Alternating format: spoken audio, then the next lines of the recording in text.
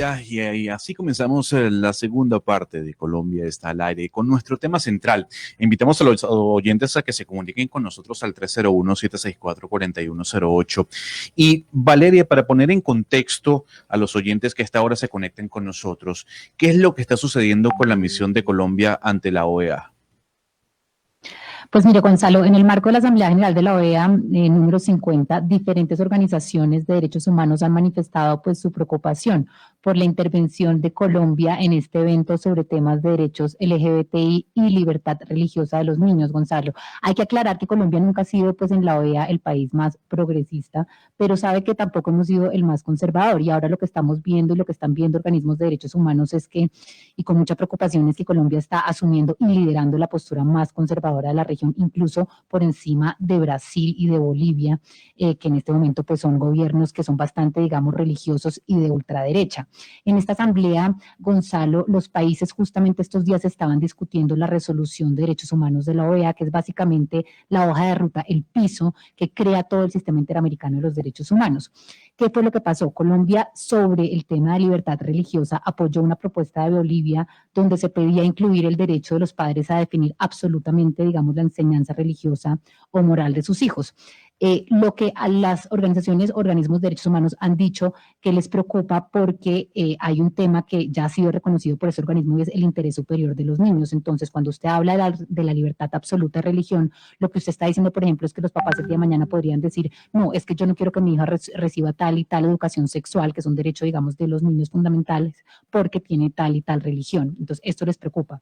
Es como un intento de los grupos religiosos lo que están alegando un poco de incluir esta defensa absoluta en la libertad religiosa en términos absolutos, que desconocería pues derechos de niños y de comunidad LGBTI. Y también hay un tema muy preocupante, y es que se pidió eliminar una palabra o un término específico de esta resolución de derechos humanos que habla de la interseccionalidad o la diversidad de mujeres. Cuando usted habla de interseccionalidad, lo que está diciendo es que hay diferentes clases de mujeres, no solamente hay mujeres heterosexuales y cisgénero, también hay mujeres, por ejemplo, que son lesbianas, mujeres trans, mujeres bisexuales, mujeres afro, mujeres indígenas o con alguna discapacidad. Esta es la interseccionalidad, que no solamente hay una clase de mujer. Entonces, a usted quitar el término interseccionalidad, nada más en el sistema interamericano estarían reconociendo una clase de mujer. Esto es importante, Gonzalo, porque, por ejemplo, ahorita en Colombia hay un caso, y es que hay todavía 2 mujeres lesbianas que no se han podido casar en Cartagena. ¿Por qué? Porque incluso la Corte Constitucional ya le dijo al juez que las tenía que casar, y el juez dice que él, bajo su religión, no las va a casar, y simplemente está apelando a sus convicciones religiosas. Esto lo que básicamente haría en lo que está haciendo la Colombia en la OEA es permitirle a un juez decir, usted no me puede discriminar por mi religión y yo no las voy a casar a ustedes. Y esto también es importante pues en el marco de lo que dijo el Papa Francisco en estos días, y es que el reconocimiento absoluto de los derechos de la población LGBTI para poderse, digamos, contraer familia y poder tener derechos civiles. Entonces, pues esta postura de Colombia vale la pena analizarla, y vale la pena analizar qué impacto tendría en el sistema interamericano de derechos humanos, Gonzalo. Ana Cristina, ¿usted también quería agregar algo sobre el tema que se está debatiendo en este momento dentro de la misión o con la misión de Colombia en la OEA? Sí, claro, porque es que dentro de esta coyuntura, Gonzalo, tenemos que tener en cuenta pues que esto también no solamente hace parte de la agenda de Colombia en la OEA, sino también aquí lo que está haciendo. Precisamente el día de hoy, ellos, pues la Cancillería de Colombia está promoviendo un foro que se llama el Foro Hemisférico de Libertad Religiosa y de Creencias, y pues lo que dice la Cancillería es que están reiterando su compromiso por defender las expresiones religiosas y los sitios de culto. Recordemos que este es un Estado laico, y este evento tiene anunciados conferencias de este tipo. Uno dice amenazas del extremismo contra las minorías religiosas y la mujer en las comunidades de fe. Entonces, pues claro, eso está dentro de la libertad de expresión y de cátedra y lo que quieran enseñar, pero es que es el Estado colombiano, que es un Estado laico, el que está apoyando este tipo de conferencias. Entonces ahí vemos que lo que se está promoviendo es una agenda de un claro tipo religioso. Es decir, aquí era algo que ya habíamos superado con la Constitución del 91, y otra vez se está poniendo en primera línea. Pero, doctor Pombo, ¿qué tan vinculante frente al derecho colombiano es una toma de decisión en el Sistema Interamericano de Derechos Humanos o en la Comisión Interamericana de Derechos Humanos? O sea, ¿Colombia tiene que regirse por esa comisión o puede hacer caso omiso? Bueno, tengo entendido que es muy vinculante por muchas razones. Primero, por lo que se ha denominado el constitucionalismo de segundo nivel, que significa básicamente que las decisiones de los órganos jurisdiccionales y de las autoridades en general en Colombia no son las últimas ni las únicas. Hay otras instancias como, por ejemplo, la Corte Interamericana de Derechos Humanos, a manera de ejemplo. Es decir, tenemos una inescindible relación con el ordenamiento jurídico internacional. La segunda, porque cada vez coge más fuerza la idea de la supranacionalidad, una supranacionalidad calificada a través de órganos internacionales como, de nuevo, la Corte Interamericana de Derechos Humanos y, obviamente, órganos internacionales como la Organización de Estados Americanos y demás. Y tercero, pues bastaría ver con los fallos y la materialización de los fallos internacionales en el ordenamiento jurídico interno para decir que sí, que tienen un grado de obligatoriedad o de vinculación enorme, con lo cual este tipo de debates no es Gonzalo, no se imagine usted una cosa por allá etérea que pasa pues en Centroamérica, en países que seguramente ni siquiera conocemos, no, tienen total incidencia para todos los colombianos en nuestro cotidiano vivir. Y por eso lo que usted plantea y lo que plantea Ana Cristina y lo que plantea Valeria, tenemos en línea a Germán Humberto Rincón Perfetti. Él es abogado y activista homosexual que ha trabajado en temas de la OEA desde hace 10 años y con casos ganados con el Sistema Interamericano de Derechos Humanos. Don Germán, gracias por estar con nosotros hasta ahora en Blue Radio. Bueno, básicamente el motivo grande de preocupación es ver cómo Colombia en la OEA no ha tenido una agenda tan clara como en esta oportunidad, en la cual los ejes centrales de la acción están dados con el tema de Venezuela, pero también se ratifican con el evento hemisférico de libertad religiosa, donde por ejemplo se encuentra los desafíos de la promoción de la libertad religiosa de creencias y el diálogo interreligioso, o el rol de las organizaciones religiosas en la promoción de la libertad religiosa. Podríamos decir entonces cuál es la diferencia de antes y ahora.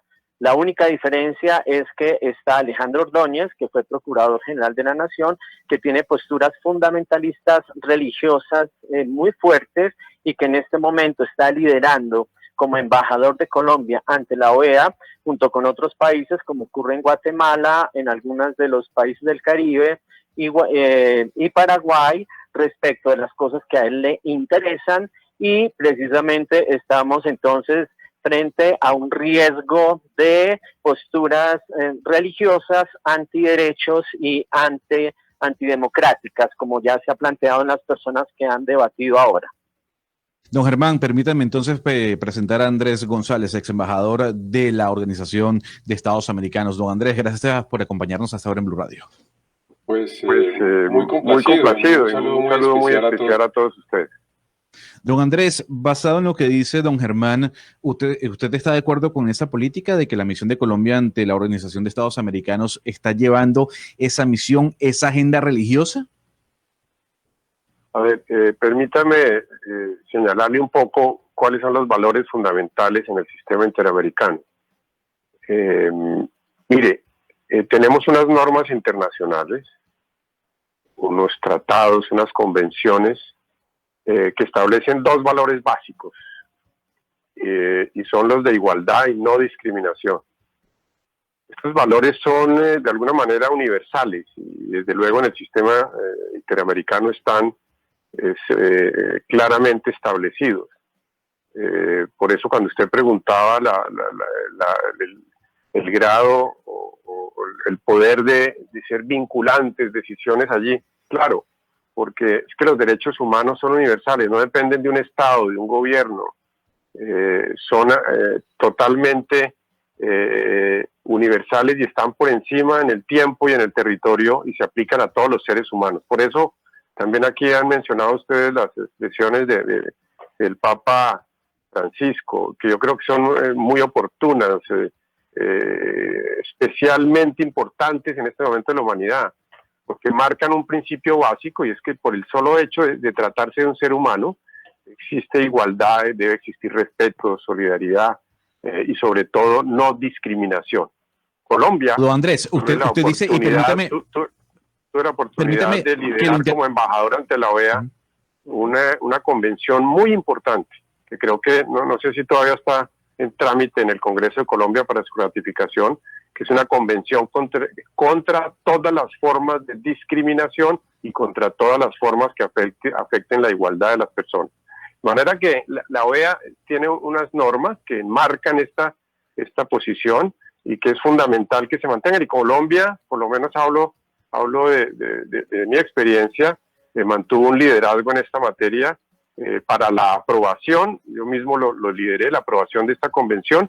Y también algo muy especial, mire, en junio del 2016, junto con Argentina, Brasil, Canadá, Estados Unidos, Chile y México, en ese año logramos conformar un grupo de apoyo para los derechos de las personas del grupo LGTBI, precisamente para estar impulsando nuevas políticas públicas, nuevas posturas de garantías, monitoreo a los países para que adopten las decisiones del caso. Y en esa medida creo que la OEA y el sistema cumplen una labor fundamental para que siempre tengamos más derechos. Pero no bastan los derechos, se requieren medidas y políticas públicas para garantizar esos derechos. Sí, adelante. Usted mencionaba lo siguiente, el derecho, básicamente los derechos humanos están por encima de cualquier ente multilateral o cualquier país o gobierno, pero seguramente para algunas personas el derecho a que dos personas del mismo sexo se contraigan matrimonio no es un derecho. Básicamente no lo conciben como un derecho. Entonces, la pregunta que puede tener el ciudadano en este momento es, ¿por qué Colombia tendría que regirse por algo dictaminado por la OEA, por ejemplo? Yo considero que sí es un derecho. Y cada vez la humanidad avanza más en ese sentido. Yo sé que hay países incluso en los cuales esa posibilidad es ilegal. Hay muchos países del Caribe, en nuestra América, que aún mantienen esas posibilidades en la ilegalidad. Por eso hay que hacer todo un paso adelante en todos los países de nuestro continente para que esto quede claramente establecido como un derecho. No es una concesión, no es un acto de simple solidaridad. No, ese además, y esto es lo más importante, incluso en las referencias del Papa, es que son derechos de las personas. Y esos derechos son mucho más amplios. Es el derecho a la intimidad, es el derecho al libre desarrollo de la personalidad, es el derecho a definir su postura en cuanto a género, no porque los demás lo consideren de una u otra manera, incluso sus padres, no. Es el derecho de cada persona para forjar su personalidad, Doctor para González, construir su familia. Entonces, y miren ustedes que en este momento Colombia y el mundo necesita unas posturas de mucha más inclusión. Inclusión es lo que se necesita para garantizar convivencia, paz, para garantizar respeto y sobre todo dignidad del ser humano. De manera que esa es la visión. Permítanme ustedes esta primera aproximación para ir entendiendo lo que esto significa. En Colombia hay un gran respeto por las determinaciones del sistema interamericano, tanto de la OEA, pero especialmente de la Comisión Interamericana de Derechos Humanos y de la Corte Interamericana. Esas decisiones de la Corte, por ejemplo, son vinculantes. Mira, hay una consulta sumamente importante de la Corte Interamericana con ocasión de una consulta de Costa Rica que tuvimos la oportunidad de acompañar en ese momento. Y en esa decisión de la Corte Interamericana, que es vinculante, se fijan unos derroteros sumamente importantes en cuanto a los derechos de la población LGTBI, en cuanto a los derechos de los niños. Y ustedes han tratado ese tema que veo que está en el centro de la discusión. Y es hasta dónde va el derecho, la posibilidad de un padre frente a la educación de los hijos, cómo lograr un equilibrio de libertad religiosa. Pero aquí hay otro valor fundamental, y es el interés superior de los niños. Sí, doctor González. Ser humano que debe prevalecer frente a las pretensiones de familia o padre en esta materia. Usted fue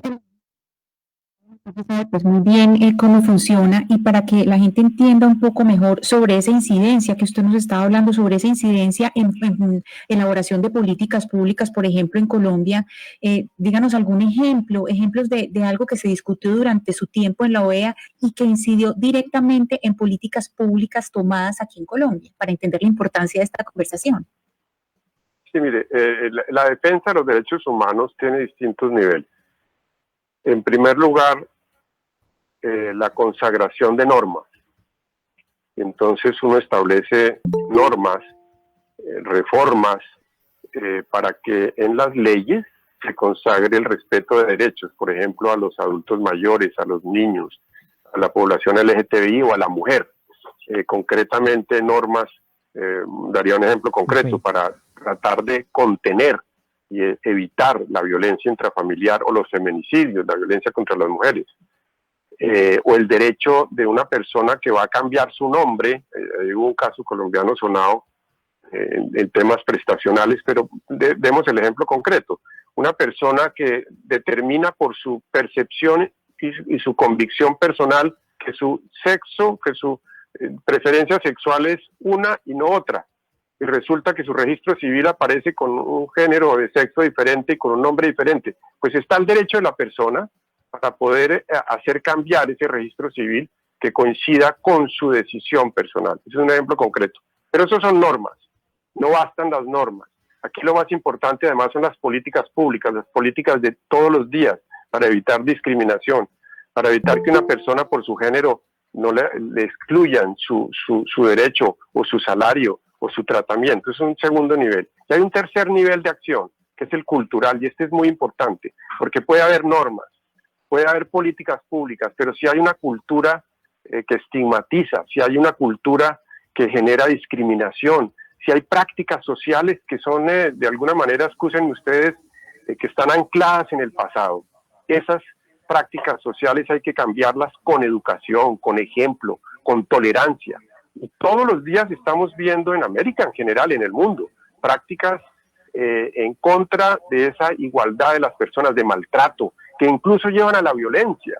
Es evidente, son innumerables los casos de violencia contra lesbianas, contra gays, contra bisexuales, contra trans, cuando son seres humanos que tienen absolutamente unos derechos intangibles y trascendentales que deben ser respetados por los estados. Pero no solamente los estados, son los ciudadanos, son los colegios, son las universidades, son los lugares de trabajo. Ahí, en ese tercer nivel de cultura, tenemos que trabajar. Y en la OEA, por ejemplo, se han impulsado distintas políticas de transformación cultural, de buenas prácticas, de publicidad, de llamado a los estados para que no estigmaticen. Ese es otro nivel en el cual la función de la OEA es muy importante. Pero la OEA tiene que avanzar mucho más, porque hay muchos países. Mire, hay por lo menos 8 o 9 países en el contexto latinoamericano y del Caribe, fundamentalmente del Caribe, donde incluso la relación entre personas en esta decisión de personas del mismo sexo, en fin, o la diversidad en sí misma, está en el campo de la ilegalidad. Entonces hay que cambiar eso, hay que transformar eso, y para eso la OEA va impulsando gradualmente reformas en esta materia. Sí. Germán, quiero hacerle la siguiente pregunta. La discusión acá es una discusión aparentemente técnica por una palabra: interseccionalidad. El gobierno de Colombia aboga por eliminar esa palabra, pero quiero preguntarle a usted, mantenerla, ¿cuál es el argumento de ustedes para decir que si se mantiene, esto no afecta los derechos de las mujeres, digamos, heterosexuales, que es básicamente un poco más o menos el argumento del gobierno, que manteniéndola está afectando los derechos de las mujeres heterosexuales porque tienen unas necesidades diferentes? Bueno, varias cosas. Quisiera comentar que con lo que dice el ex embajador Andrés González y la diferencia que hubo cuando él estuvo en la OEA, en las reuniones que tuvimos con él, y la diferencia de hoy en día con Ordóñez. Efectivamente, en este momento, si bien es cierto, el Estado firmó la Convención Interamericana contra toda forma de discriminación y violencia, no hay voluntad del gobierno para llevar eso al Congreso, razón por la cual internamente no se cumple. Y el Core Group de que hablaba el ex embajador, efectivamente Colombia hace parte, pero es realmente invisible en razón de que la fuerza del embajador Ordóñez no ha permitido que este tema salga adelante. Y con relación a lo que usted plantea, ¿qué asunto tiene que ver una palabra dentro de una resolución de derechos humanos de la OEA? Y es que esta resolución es el eje central de trabajo del Sistema Interamericano de Derechos Humanos, y en ese sentido, no hablar de la interseccionalidad significa que solamente hay una forma de ser mujer, y niega las otras formas de ser mujer, como mujeres indígenas, mujeres afro, mujeres bisexuales. Y en ese sentido no podemos decir que existe una política diferencial. No se puede dar el mismo trato a lo que en realidad es diferente. Y sí me quiero mencionar, ya para cerrar, el tema del Papa Francisco. Vean ustedes cómo Alejandro Ordóñez tiene un fundamentalismo religioso con el cual está trabajando maravillosamente, políticamente, estratégicamente y legalmente en la OEA, pero también existen personas que desde una supremacía religiosa como el Papa Francisco están aprobando. ¿Cuál es la preocupación? Los fundamentalismos religiosos antiderechos, porque también hay posturas religiosas progresistas. Entonces, en este momento lo que está en juego en la OEA no es simplemente un grupo, no es simplemente una palabra. Lo que está en este momento en juego son los fundamentalismos frente a los estados sociales y democráticos de derechos de todos los países que hacen parte de la Organización de Estados Americanos. A este debate también se nos une Camilo Sánchez, el profesor de la Escuela de Derecho de la Universidad de Virginia y quien conoce un poco lo que ocurre adentro de la OEA, lo que ocurre con el lobby dentro de esta organización, que nos ponga un poco en contexto si existe algún tipo de presión sobre ciertos grupos. Don Sánchez, don Camilo, bienvenido a Blue Radio. Muchas gracias por la invitación. Don Camilo, basado en lo que están conversando nuestros compañeros de trabajo, con los invitados, con sus colegas que también están en este debate, ¿se puede decir que hay algún tipo de presión de lobby por parte de grupos religiosos sobre las misiones, en este caso la misión de Colombia en la OEA? Existen desde hace años grupos que han intentado hacer cabildeo respecto de ciertos temas que son considerados como antiderechos, y masivamente en las asambleas de la OEA comunidades religiosas antiderechos y otros grupos han cada vez más buscado participar efectivamente y hacer lobby ante sus estados. Y yo creo que lo que se está mostrando en la discusión de este año es que a pesar de que no hubo la participación masiva como lo habían logrado en otras asambleas generales por el hecho de que la asamblea no fue no tuvo una reunión en persona, pues sí hay un impacto de la alineación de estos grupos con ciertas políticas de ciertos gobiernos de la región. Pero señor Sánchez, porque usted está hablando de ciertos grupos antiderechos, pero lo que estamos viendo ahora, y es un cambio nuevo que se está viendo en toda la forma como se está configurando la OEA, es que no son grupos, es que son los gobiernos, son los países. Estamos viendo a Colombia por primera vez con una agenda antiderechos por parte del señor Ordóñez y la Cancillería. Estamos viendo a Brasil, estábamos viendo a Bolivia, que ahora va a cambiar pues de presidencia, entonces espera que deje esta postura, pero la vimos muy firmemente un año impulsando una postura antiderechos. ¿Qué quiere decir para el sistema interamericano de derechos humanos que países en la región, ahora mucho más a la derecha, estén promoviendo una agenda que va en contra de la diversidad sexual, de la comunidad LGBTI, del interés superior de los niños, una agenda completamente religiosa? Hay una relación bastante simbiótica entre gobiernos y organizaciones.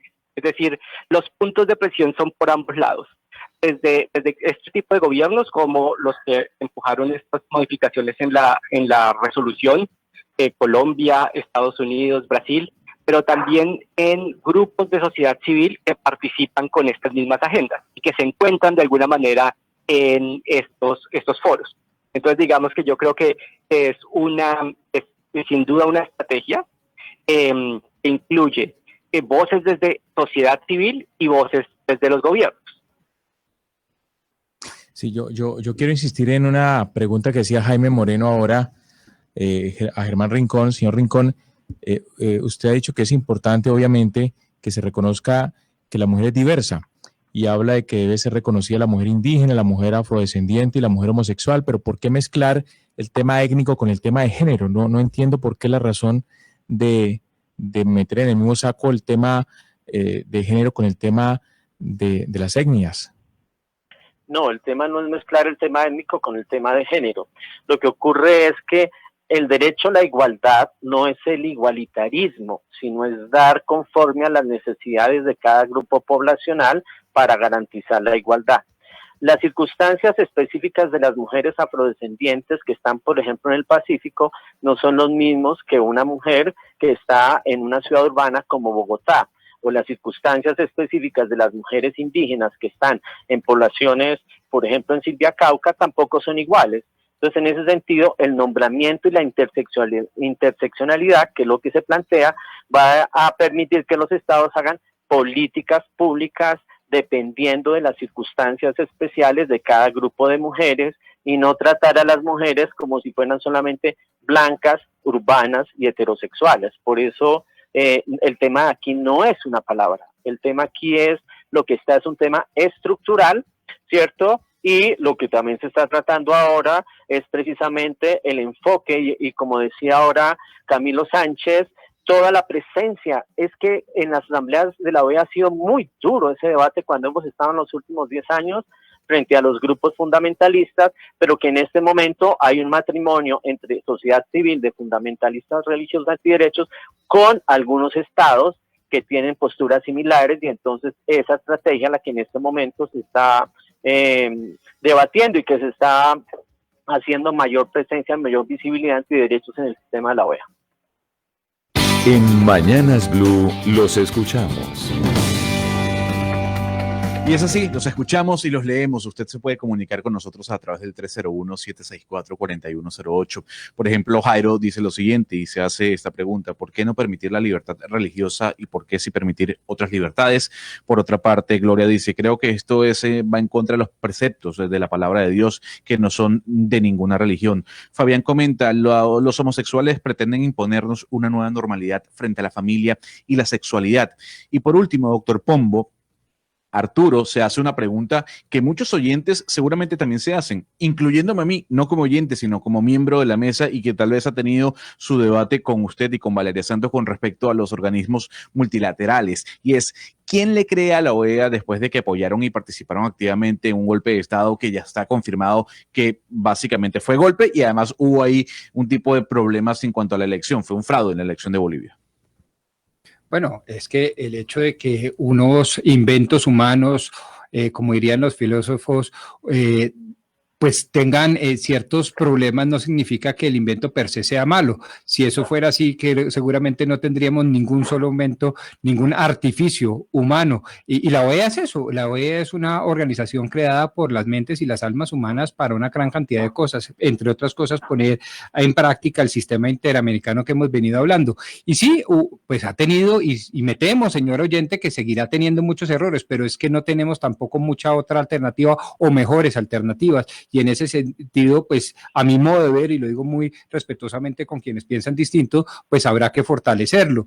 Y en ese sentido también me gustaría, y si usted me lo permite, Gonzalo, seguir un poco con la línea argumentativa del doctor Germán, para que a quienes como nosotros no sabemos nada o sabemos muy poco de este tema, nos sigan ilustrando. Doctor Germán, una pregunta. Si cualquier Estado miembro del sistema interamericano adopta una política pública y la pone en práctica, en donde pues se hagan esas, a mi juicio, muy sentidas y muy lógicas diferenciaciones entre la mujer indígena amazónica y la mujer heterosexual blanca paisa, pues que me parece lo mínimo, ¿no? Desde el punto de vista de los derechos naturales, ¿usted no le parece, mejor dicho, esa política pública es ilegal de cara al sistema interamericano en tanto y en cuanto hoy en día el sistema interamericano no ha adoptado la palabra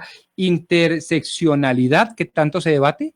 Es decir, y se la pongo en términos más fáciles, el hecho que un Estado, el hecho que el sistema interamericano no cuente con la palabra interseccionalidad no significa que los Estados miembros del sistema puedan adoptar a gusto ese tipo de políticas discriminadas en aras a la igualdad material. Bueno, yo podría decir con relación a esa interesante pregunta que el hecho de que la palabra interseccional no llegue a quedar no quiere decir que los estados no puedan adoptar enfoques diferenciales. Lo que ocurre acá es que estamos frente a un foro hemisférico importante en el cual se fijan criterios generales de interpretación de las normas y en ese sentido lo que se está haciendo es invisibilizando otras realidades. Por supuesto que seguiríamos entonces pensando que las mujeres realmente que tienen derechos son las mujeres blancas, como les decía, urbanas y heterosexuales, y desconociendo otras realidades.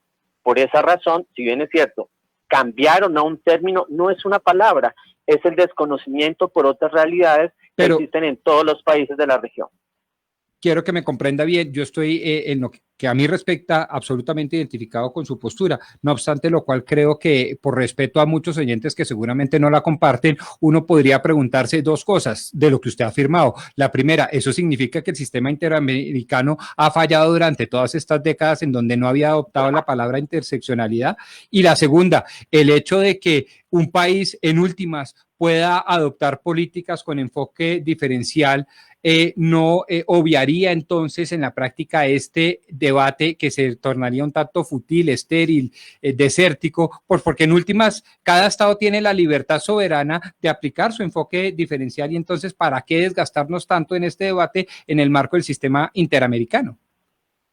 Perfecto, cada estado tiene autonomía en sus cosas, pero entonces siendo así, en esa lógica desaparecería la OEA porque no tiene sentido tener consensos generales, ¿cierto? Número uno. Y número dos, si ustedes miran, el tema de los derechos humanos hace parte de lo que está pasando en la humanidad. Ha sido un proceso de avance. Y el ejemplo más sencillo es hablar hoy en día, por ejemplo, cómo los ríos son sujetos de derechos o cómo existen derechos de los animales. Lo que estoy diciendo es que estos son procesos que se han dado con el tiempo. Las mujeres hace 60 años en Colombia no podían votar y ahorita sí pueden. Entonces, estos avances son importantes para la interpretación e implementación de los derechos humanos en materia general, si no significaría quedarnos cuando las mujeres no podían votar, por ejemplo, ¿cierto? Porque igual cada estado de por medio puede definir si sí o si no.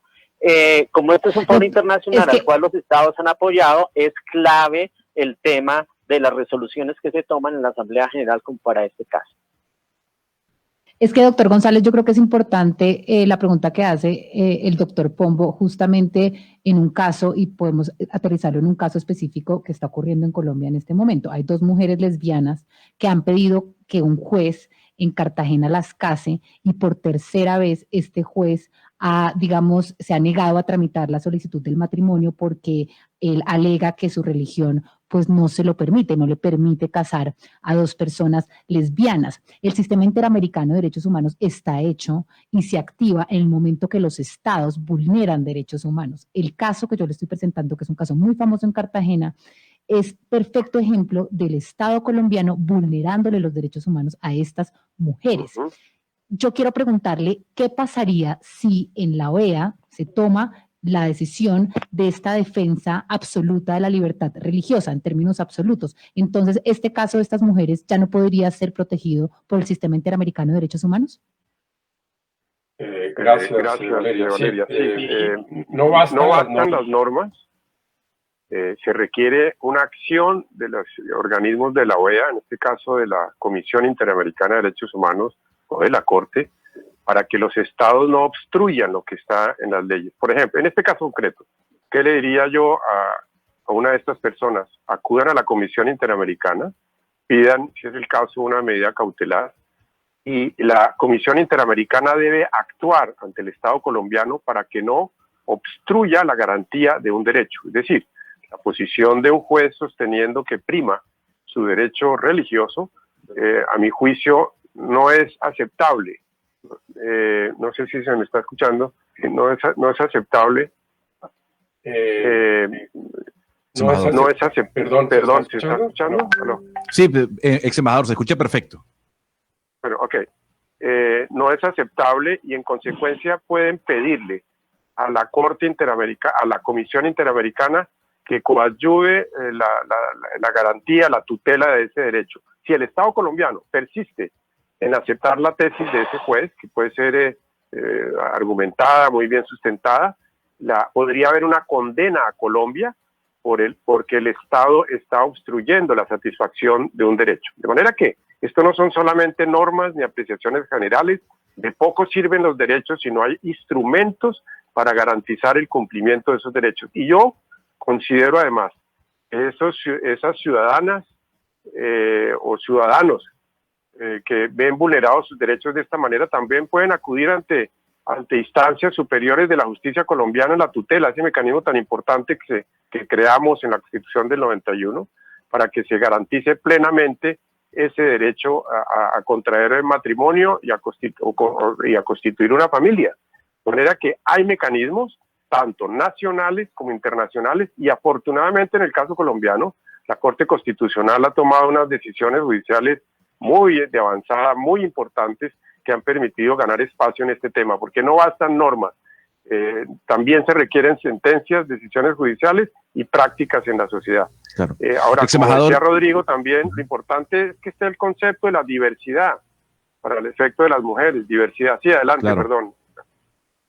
Ex embajador, no, es que don Camilo Sánchez quería dar su opinión, don Camilo. Sí, no, yo coincido totalmente con el embajador González.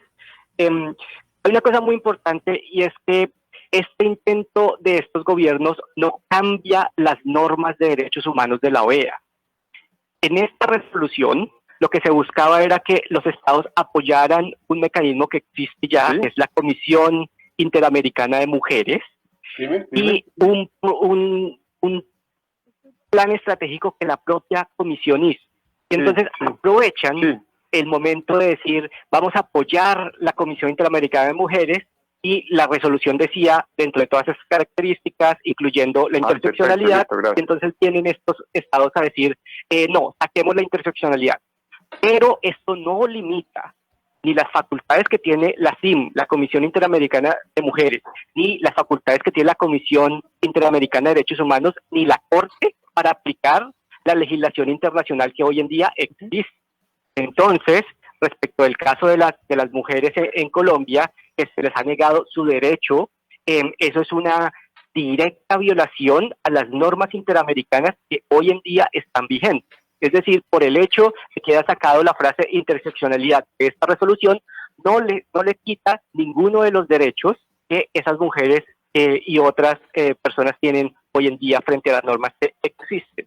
Es obviamente una movida política intentando limitarlas, pero eso no quiere decir que por el simplemente hecho de que se gane una batalla en la Asamblea General de la OEA se eliminen los derechos que existen. Santísima y refrescante aclaración, doctor Camilo, muchas gracias, creo que todos se lo agradecemos. Permítame volver otra vez con el doctor Andrés González para un tema con un ejemplo que ha puesto Valeria Santos. El juez es un servidor público y en ese sentido uno podría exigirle con toda la solvencia y el peso de la ley, pues que cumpla antes que nada con su deber y el principio de legalidad, incluyendo el bloque de constitucionalidad y por lo tanto el sistema interamericano de derechos humanos, sobre pretexto de acudir al sistema a través de medidas cautelares, todo lo que usted ha dicho. Pero ¿qué sucedería en el caso en donde quien decide no casar a estas dos lesbianas, mujeres lesbianas, en el marco de, no sé, póngase usted un rito cultural en el tercer nivel de que usted hablaba, religioso, católico, protestante, islámico, qué sé yo, y decide no hacerlo? Ahí podría entrar entonces el mismo sistema interamericano a través de medidas cautelares para imponerle al particular y a esta etnia, a esta secta o a esta comunidad religiosa una imposición sobre lo que se debe entender por igualdad y no discriminación. Bueno, hay distintos niveles, Rodrigo, como tú señalas, pero el básico es el de los derechos civiles. Es decir, en los estados democráticos, los efectos de los acuerdos de voluntades respaldados por los estados son los civiles. Por eso ese gran cambio que logramos hacer en la Constitución del 91 de consolidar los efectos civiles de los matrimonios religiosos, incluido el católico. De manera que, estando claro ese tema de los derechos civiles, ya cada religión opta, según la libertad, según los derechos de las creencias de cada quien, a la manera como se estructuran esos vínculos de tipo religioso. Pero desde el punto de vista civil, es decir, lo que garantiza cada estado, lo fundamental es que esos derechos civiles estén plenamente garantizados, en este caso el matrimonio entre las personas del mismo sexo. Por eso tan importante la apreciación del Papa Francisco, es decir, que en ese otro universo del César, no del Dios, sino del César, se establezcan claramente los principios de los derechos de las personas en esta materia. Yo Profesor diría Sánchez. que por eso el tema de derechos es básico en la diversidad de las mujeres, en la opción en materia de género, en el derecho a la constitución de una familia, con todo respeto también de las personas que opinan diferente.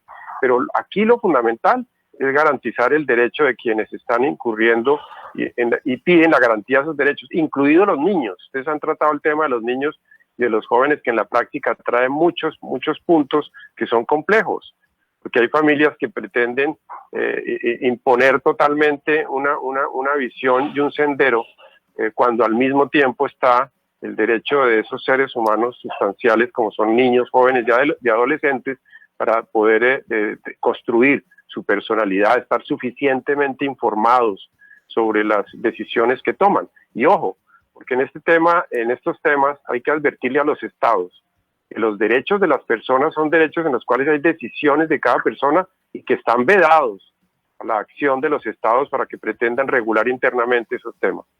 Es decir, recordemos plenamente esa no discriminación, tanto en el caso de mujeres, de personas, de seres humanos en cuanto al tema de sexo y en general de los niños. Esta conversación ha tenido dos partes, porque en una parte es supremamente preocupante por todo eso que creemos que se va perdiendo, pero también, digamos, el profesor Sánchez y el ex embajador González también dijeron, bueno, hay sentencias, hay fallos que siguen luchando y siguen sacando adelante esos derechos, pero mi pregunta para el profesor Sánchez es, esta coyuntura, todo esto que estamos viendo, de alguna manera amenaza o representa un riesgo en la conquista del Estado de Derecho. ¿Estamos frente a un riesgo real o no? Yo diría que sí, porque como muy bien lo decía Germán, esto no es, digamos, a esta votación positiva se llegó después de una década de cabildeo. Una década de cabildeo en que grupos que hoy en día son bastante grandes han buscado usar el sistema interamericano, especialmente los órganos políticos, porque la jurisprudencia de los órganos técnicos, como la Corte Interamericana, le ha dado capacidad a las personas para ejercer sus derechos. Entonces, lo que han buscado es ir a los órganos políticos para hacer cabildeo, para intentar contrarrestar esos derechos que ha brindado la Corte. Y hoy en día, pues han encontrado como caja de resonancia unos gobiernos en varios lugares de la región que están, digamos, siguiendo este tipo de agenda. Y yo creo que lo que decía Germán, me gustó mucho ese término, ese matrimonio puede resultar siendo bastante catastrófico para la vigencia de los derechos hacia futuro. Y el debate es sumamente interesante, profesor Camilo Sánchez, el profesor de la Escuela de Derecho de la Universidad de Virginia. Muchísimas gracias por habernos atendido a esta hora en Blue Radio. Muchas y también, gracias a usted por su tiempo. Ex embajador de Colombia ante la OEA, Andrés González, ex embajador, muchísimas gracias por haber estado con nosotros. Gonzalo, muchas gracias y yo coincido con muchos de los participantes en la importancia de estar alertas todos a nivel interamericano, en que todos los pasos sean hacia adelante, no hacia atrás, es decir, el tener más derechos, más garantías, más instrumentos. Y no hay duda que pues, a veces puede haber acciones desde el punto de vista político que pretenden limitar lo que ya se ha ganado desde el punto de vista de los derechos humanos en la Corte, en la Comisión, de manera que aspiremos a que los derechos sean cada vez más amplios, la diversidad de las mujeres, la no discriminación, la igualdad, son temas en los cuales no puede ir de para atrás el reloj de la historia, sino tiene que ser hacia adelante, hacia sociedades mucho más inclusivas. Yo creo que ese es el propósito fundamental para ganar humanidad. Muchísimas gracias por su intervención, ex embajador, y a Germán Humberto Rincón Perfetti, abogado y activista homosexual que ha trabajado en temas de la OEA desde hace 10 años y con casos ganados en el Sistema Interamericano de Derechos Humanos. Gracias también por su participación en este debate muy interesante, don Germán. Sí, efectivamente, yo quiero cerrar diciendo que esto no es un ataque a la libertad religiosa como algunas personas lo confunden. Si el día de mañana me invitan a una marcha de libertad religiosa, levanto la mano y digo, soy el primero en ir, porque eso es una garantía democrática. Lo que ocurre acá es que existen grupos que tienen interpretaciones religiosas fundamentalistas que no permiten que las personas sean diferentes, mientras que existen otras posturas como la del Papa, que son posturas que tienen una garantía en derechos. Imagínese, y con esto cierro, si el día de mañana resulta que llegan personas de un fundamentalismo islámico que nos impongan a todas las personas en las Américas sus lógicas de vestir, sus lógicas de pensamiento. Por esa razón, el tema de la neutralidad religiosa, para que ninguna religión el día de mañana nos imponga a creyentes o personas no creyentes sus postulados respecto a una interpretación individual frente a un libro sagrado que unas personas tienen interpretaciones abiertas y otras interpretaciones fundamentalistas. No es más. Muchísimas gracias a usted, don Germán, a todos ustedes también que se conectaron con nosotros a través de la señal de Blue Radio en todo el país y a través de nuestro Facebook Live. Muchísimas gracias. Nos escuchamos mañana nuevamente a las 10:30 de la mañana y siguen en compañía de nuestros compañeros de Meridiano Blue.